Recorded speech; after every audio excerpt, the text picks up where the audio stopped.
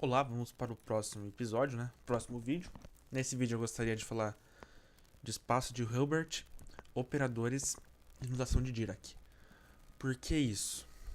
Porque é mais como uma agregação ao nosso vídeo anterior, que eu usei muitas dessas propriedades aqui, só que eu fui falando ali na hora, né? Aqui eu vou dar um review matemático sobre essas três questões, que é muito utilizado na quântica, ok? Então vamos começar com espaço de Hilbert. O que é o espaço de Hilbert? Espaço de Hilbert é um espaço vetorial, ok? Isso significa que lá no curso de álgebra linear que vocês fizeram, né? Vocês viram lá espaço vetorial, e todo espaço vetorial tinha umas 8 axiomas, 8 propriedades para ele ser um espaço vetorial, certo? Aqui estão elas. A propriedade da associação, que eu posso... Suponha que... Claro, né? Suponha que o... Peraí. Suponha que o V e W fazem parte de um espaço vetorial V, certo? Certo? Então, a propriedade da associação, a existência do elemento nulo, não necessariamente é o zero, né? Depende de como a gente definir esse espaço vetorial. A existência do elemento oposto, certo? A possibilidade de comutação, ou seja, eu posso trocar a ordem da operação, U mais V ou V mais U, certo? E supõe a existência também de dois escalares alfa e beta, que pertencem aos números reais, né? A propriedade de associação de escalares, eu posso, em vez de multiplicar esse escalar primeiro, multiplicar os escalar para depois multiplicar ele no vetor V, certo? A existência do elemento neutro, que diz não necessariamente é 1, certo? Depende da definição do nosso espaço vetorial. Ok? É o vetor que, quando eu faço a operação de multiplicação com ele, não o vetor, né? O escalar, que quando eu faço a multiplicação de U com ele, da V. A distribuição de escalar em relação a vetores, eu posso distribuir esse escalar alfa entre os dois e ficar uma soma. E a distribuição de vetor em relação à soma de escalares, eu posso distribuir esse vetor nos dois termos aqui. Então essa aqui é uma revisão rapidinha de espaço vetorial, né? Então vamos continuar. E o espaço de Hilbert? Então, o espaço de Hilbert, como eu falei, é um espaço vetorial, só que ele é associado a vetores complexos também, ok? Vetores complexos, mas todas essas propriedades aqui valem ainda, ok? Vai ter mais alguns. E é definido o produto interno entre em espaço de Hilbert se ambas as funções forem funções complexas, certo? Ele é que nem a gente viu no vídeo passado, né? Exatamente a mesma coisa. Ele é integral de A conjugado B de x. Eu até expliquei lá no último vídeo, recomendo que veja, porque essa operação faz sentido com o espaço vetorial, certo? No último vídeo lá de incerteza de Heisenberg eu expliquei certinho, tá? Ou se for matriz, ok? A conjugado transposto vezes B. Ora, tem que ser o transposto para a multiplicação ser possível, né? Certo? Enfim. Então a gente define esse produto interno aqui, certo? Que normalmente é integral aqui, certo? Ou esse negócio aqui. E a gente consegue tirar algumas propriedades. Eu não vou dizer todas, tá? Eu vou mostrar algumas interessantes aqui. Por exemplo, a partir dessa definição aqui, ó, eu consigo mostrar que A escalar B é a mesma coisa que B escalar A conjugado. Eu também falei dessa propriedade lá no vídeo passado, né? Lembram? Então daqui eu tiro que não existe a comutação no espaço de Hilbert entre os produtos internos. Se fosse um produto vetorial dos vetores, eu poderia fazer a troca normalmente, né? Certo? Se fosse vetores realmente. Mas como a gente está trabalhando no espaço de Hilbert, é espaço complexo, a comutação não é válida, ok? Então eu não posso fazer isso. Eu só posso fazer isso se eu tirar o conjugado dele. Aqui eu vou mostrar por que é isso, certo? Eu vou abrir esse cara aqui, né? Lembrando que esse cara aqui, A conjugado, B é integral. Se eu conjugar, se eu conjugar todo esse cara aqui e desconjugar de volta, né? Então vira o conjugado desse vezes o conjugado desse, né? Então fica B conjugado vezes A dx e tudo conjugado, certo? Isso aqui é exatamente igual a... Peraí que eu fiz aqui. Não, esquece o que eu falei agora, esquece o que eu falei. Tá, eu abri esse termo aqui, certo? Ok, agora eu vou abrir esse termo aqui, certo? É exatamente isso que eu fiz, tá? Então é o conjugado de tudo vezes a definição, né? B conjugado A dx. Se eu fazer o conjugado... E o produto de conjugados, né? Por exemplo, AB conjugado é a mesma coisa de A conjugado B conjugado, propriedade de número complexo, né? Tal como tem um conjugado aqui fora, eu conjugo os dois termos, certo? Então fica A conjugado B dx, certo? E isso aqui é exatamente isso aqui, certo? Então eu provei que esse cara... Opa, não é igual a esse aqui, né? Esse cara é exatamente igual a esse aqui, certo? Então eu provei que esse cara aqui realmente é igual a esse aqui, certo? Então eu mostrei que essa definição vale. E por essa definição aqui a gente percebe também que isso aqui só é válido quando A e B forem vetores reais, certo? Forem números do espaço de Hilbert puramente reais. Daí, a definição clássica de produto interno, o que bate com a definição clássica do produto interno, que o produto interno é comutativo, né? Mas só quando ambos forem reais. Porque quando ambos são reais, quando A é real, o seu conjugado quando A é real, certo? É um valor real. Quando eu conjugo ele, o A conjugado, como não tem parte imaginária, é ele mesmo, né? Por isso que é comutativo, né? Se eu trocar a ordem dos dois, não importa, porque o conjugado dele é ele mesmo. Beleza. Outra propriedade aqui é essa aqui, o que faz sentido, uma vez que se eu abrir esse cara aqui, vai ser a integral de A conjugado A dx.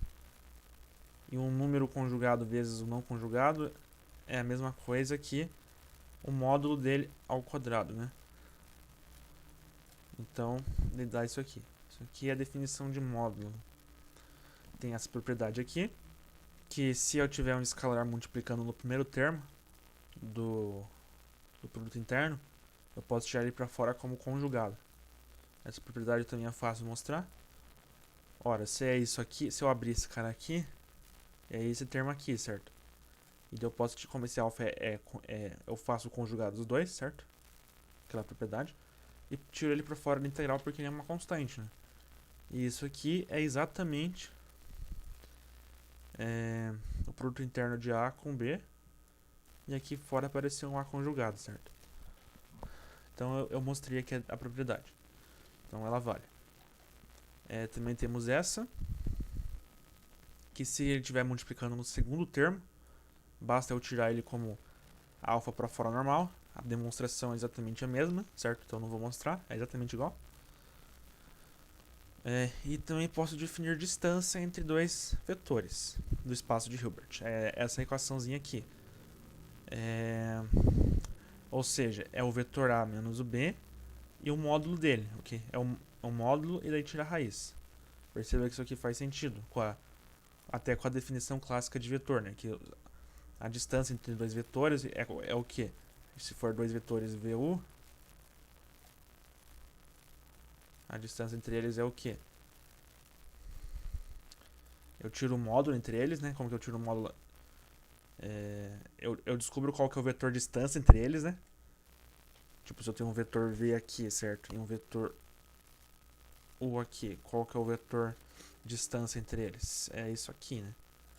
É o vetor que liga as pontinhas deles, ou seja, é V menos U, certo? Então, eu tiro o módulo desse cara.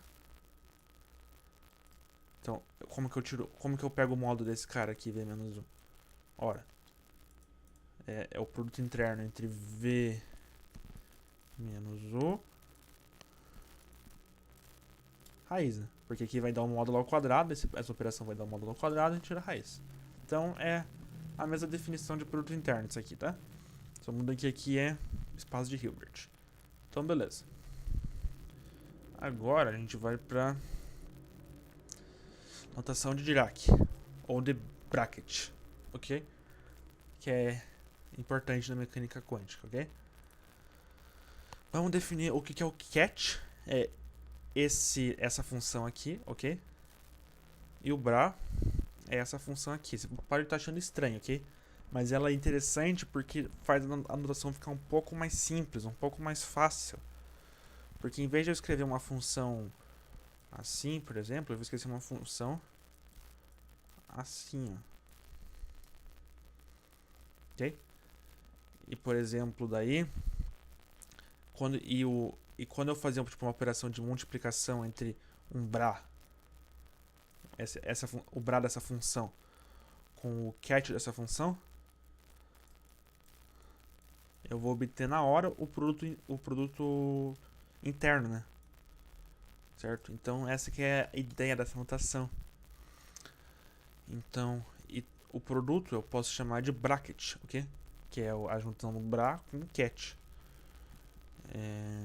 Então é isso aqui, ó. É exatamente o produto interno, tá? Entre esses dois vetores. E as mesmas regras se aplicam. É apenas uma notação do espaço de Hilbert, ok? Todas aquelas regras que a gente falou ali agora se aplicam, certo? Logo, a gente pode... Então, se as mesmas regras se aplicam, então a gente sabe que o conjugado, se eu inverter a operação e tirar o conjugado, é a mesma coisa de fazer a operação normal, né? Certo? Aquela mesma regrinha que a gente viu antes. Logo, a gente percebe que o conjugado de um bra é o seu ket, certo? Ó, o conjugado do bra de uma função é o ket dessa função. Conjugado. Certo? O conjugado de uma função, de um bra de uma função, é o ket dessa função. E a mesma coisa do ket. O ket de uma função é exatamente o conjugado do bra dessa função. Ok? A gente tira essa verdade daqui, ó. Porque se isso aqui é verdade, então isso aqui tem que ser verdade, né? Pra fazer sentido.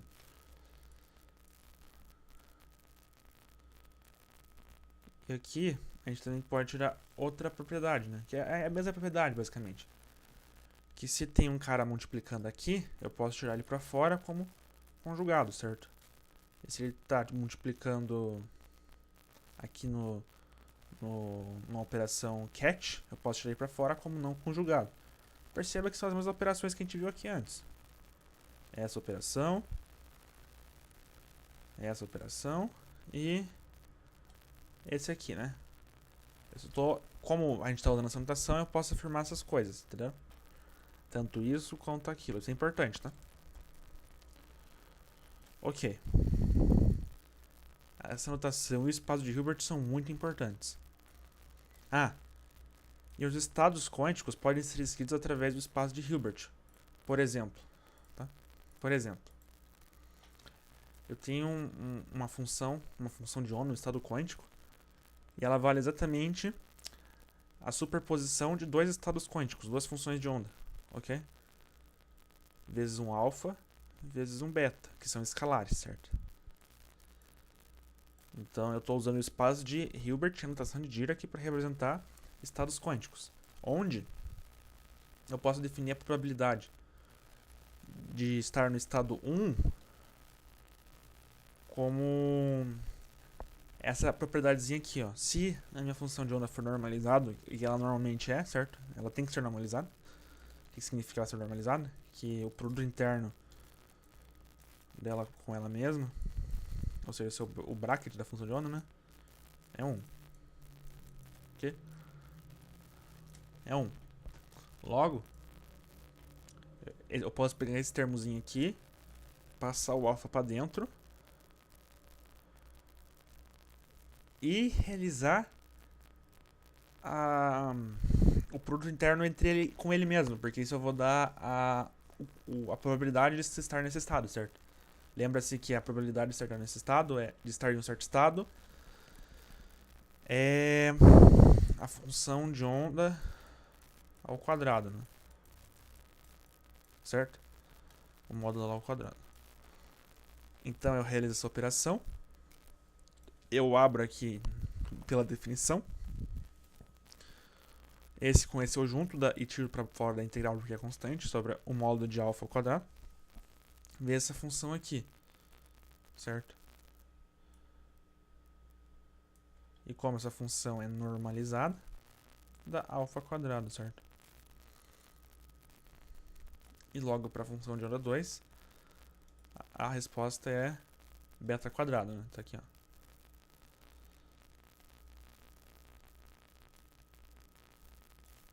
Beleza. E onde alfa quadrado mais beta quadrado tem que dar 1. Ok. Agora vamos falar um pouco de operadores. Suponhando um operador C, certo? Eu posso aplicar esse operador. A gente já viu muitos operadores, né? Nos vídeos passados. Eu posso aplicar o operador C numa função de onda, tanto no Brad uma função de onda, como no Cat de uma função de onda, quanto no Brad de uma função de onda, certo? É assim que faz. E qual que é o conjugado de um operador? O conjugado de um operador a gente chama de conjugado hermitiano, ok? Mas é análogo ao conjugado normal. Só que quando a gente vai tirar o conjugado de um operador, a gente não chama só de conjugado, a gente chama de conjugado hermitiano. E como que a gente calcula esse conjugado hermitiano? Ora, o conjugado hermitiano tem que ser tal que quando eu fazer essa operação aqui e aplicar o conjugado no segundo termo, o operador no segundo termo, tem que ser a mesma coisa de eu aplicar o operador conjugado no primeiro termo, ok? Se der o mesmo resultado, quer dizer que esse cara aqui é o conjugado hermitiano desse operador aqui, se a operação bater. Mas como assim? Porque essa definição faz sentido? Eu vou tentar mostrar rapidinho porque ela faz sentido, ok? Eu vou fazer uma demonstração, vou tentar mostrar, o que eu for fazer não está correto, ok? É só para vocês terem uma ideia porque isso vale. A gente sabe que esses dois têm que ser igual, certo? Até coloquei aspas aqui para mostrar que o que eu fiz não está correto. É só para vocês terem uma ideia do que está acontecendo. Eu posso tirar esse operador C para fora, ok? Normalmente, se eu pensar que ele é um número, ok? Tirando ele para fora, eu posso passar ele para dentro como conjugado aqui, né? Aquela propriedade lá, eu passo como conjugado. Certo? É mais ou menos essa ideia, então. Que se der o mesmo resultado, quer dizer que esse cara aqui realmente é o conjugado desse, entendeu?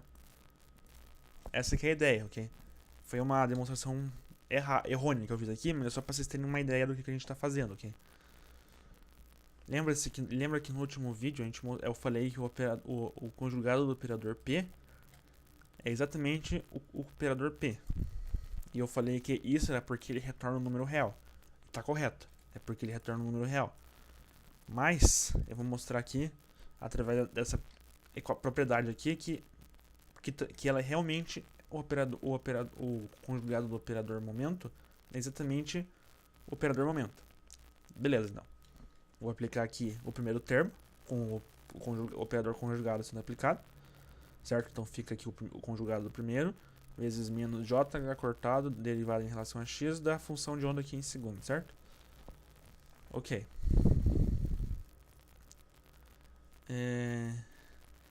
Posso tirar o menos jh cortado para fora, que são constantes, e fico com esse termozinho aqui.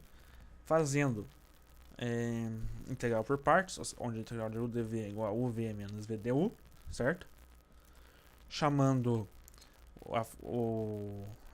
essa função de onda conjugada de u, derivando em relação a x, certo? Eu obtenho isso aqui. Ok? Chamando todo esse termo aqui de dv e integrando em relação ao córtices dx daí, né? Fica dv igual a d da função de onda, e daí se a gente integrar nos dois lados, a gente vê que v é igual a função de onda. Então, substituindo, menos jh cortado, o v menos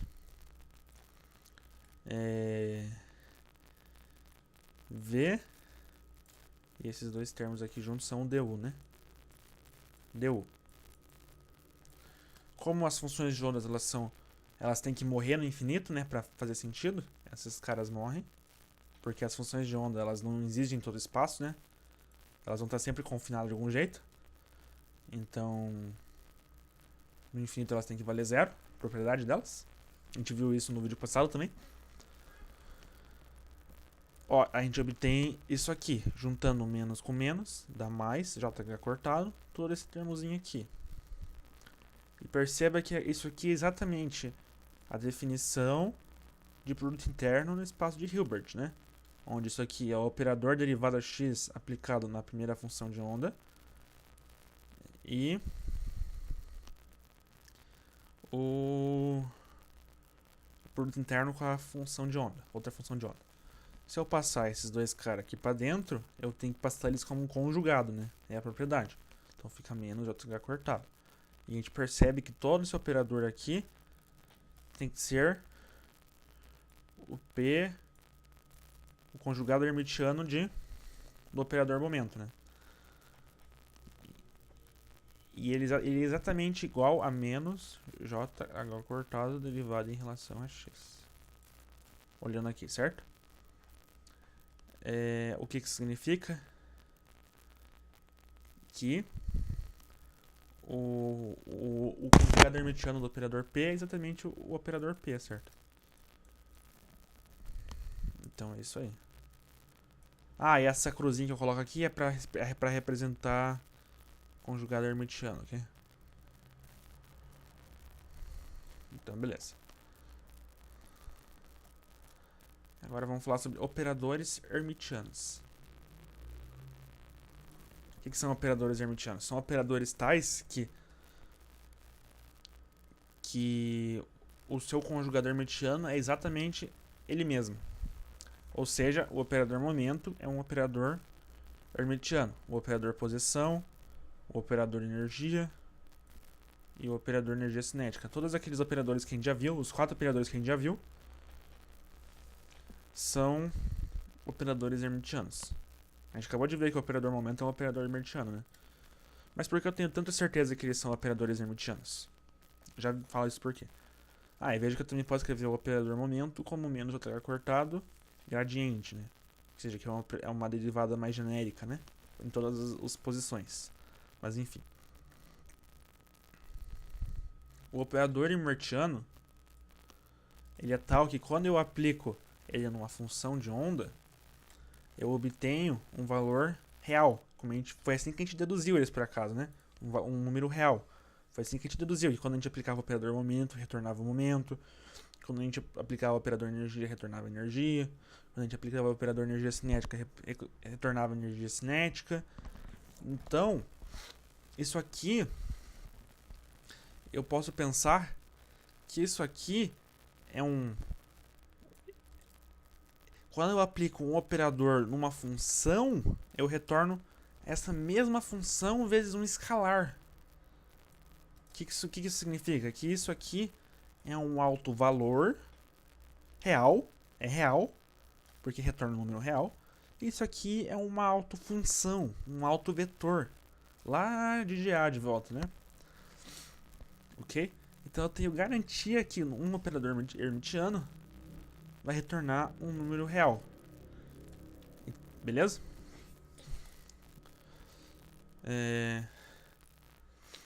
Por isso que eu sei que todos esses operadores aqui são hermitianos. Então a gente chega num postulado que toda grandeza observável na física clássica tem um operador hermitiano associado, ok? Toda grandeza observável na física clássica tem um operador hermitiano associado. E a gente tem certeza disso porque as grandezas observáveis na física clássica têm que ser números reais, né? Números que fazem sentido. Então vai ter um operador hermitiano associado a essa medida observável. Sempre. Ok? Deixa eu ver se tem mais coisa aqui. Não. Agora vamos falar um pouco de valor esperado. Os operadores. Suponha que a gente tem um sistema, né? Suponha que a gente tem um sistema aqui.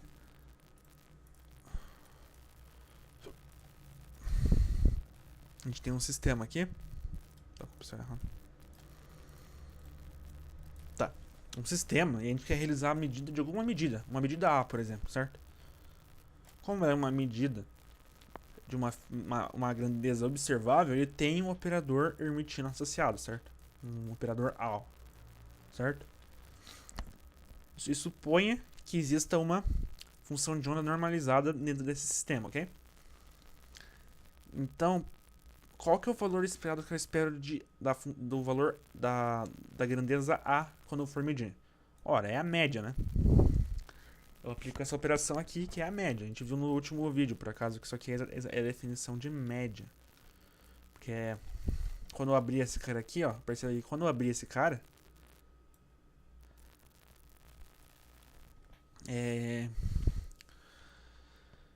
Esse cara aqui, o primeiro termo vai ficar conjugado. Aqui vai ser o operador A, vezes o primeiro termo que é conjugado. Lembrando que esse cara aqui, ele vai retornar um número real, né? Porque é um operador hermitiano. Logo, esse cara aqui vai retornar um número real. Certo? Pode ser um número real que é uma função de x, talvez. Eu não sei, né? Mas vamos deixar assim. Vezes isso aqui. Dx, né? Menos infinito até infinito. Ok? Quando eu abrir esse cara e aplicar o operador, né? E esse com esse, eu posso juntar. Certo? Vai ficar...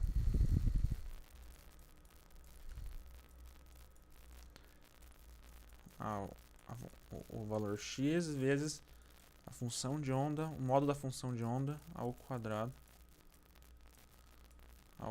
né? Dx.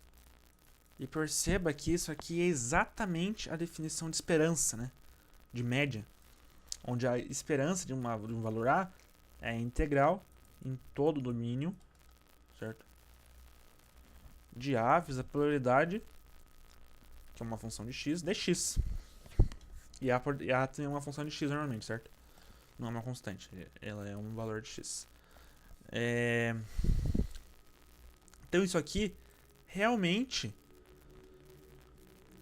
é o valor esperado, porque bate com a definição da esperança, né?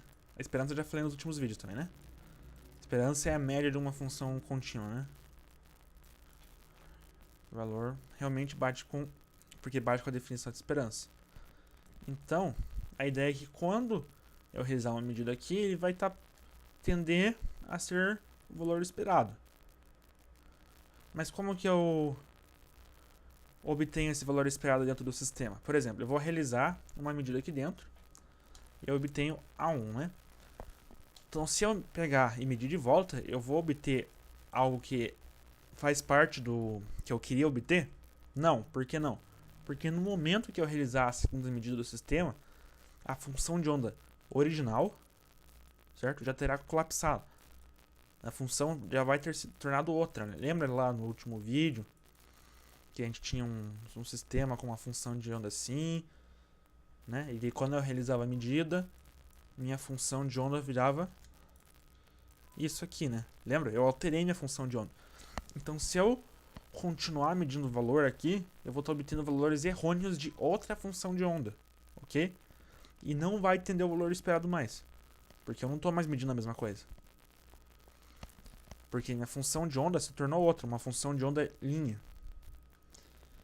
E o valor esperado dessa nova função de onda seria essa equação aqui, certo? Que é diferente do valor esperado original. Que é a função de onda original, operador A, função de onda. Então, como que eu faço para obter esse valor esperado? Eu tenho que construir N sistemas idênticos, ok? E realizar uma medida em cada sistema. Porque, como vão ser sistemas idênticos, a função de onda tende a ser a mesma, né? Não vou dizer que é a mesma, mas é praticamente a mesma. Certo?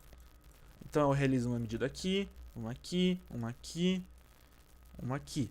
De tal forma que quando eu somar os 4 termos e dividir por 4, se forem 4 sistemas que eu vou ter, o valor tende a média, né? O valor vai tender a média. E se eu realizar N medidas e somar todo mundo, N medidas e tender a infinito esse N, né? E dividir por N daí, que é a definição de média, isso aqui, o valor vai dar exatamente o valor esperado, desde que eu construa N sistemas. Eu não posso ficar repetindo a medida em cima do meu sistema, porque a função de onda não é mais a mesma. Ok? Enfim, esse era o vídeo, isso que eu queria falar nesse vídeo. Foi um vídeo mais curiosidades, ok? Talvez eu use alguma coisa lá pra frente, mas mais pra frente só. Espero que tenham gostado e até o próximo vídeo. Qualquer dúvida deixe nos comentários.